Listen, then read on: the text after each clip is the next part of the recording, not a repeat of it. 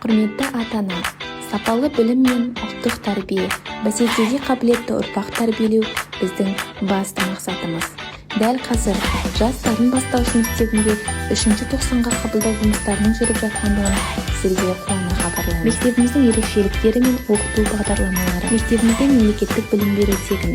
Балаңызға арнайы уақыт арнап, ақша төлеп, курсқа барып әуре болмайсыз. Балаңыздың біліктілігін арттыру мақсатында көркем жазу, жылдам оқыту бағдарламалары қарастырылған. Сондай-ақ әр баланың бейіміне қарай би, гимнастика, футбол, робототехника, тайквондо, қолөнер, сурет үйірмелерін таңдай алады. Мектебімізде 3 реттік тамақтану, үй тапсырмасын мектепте орындау, әр баланың жеке жұмыс және жартылған күнтабы қарастырылған.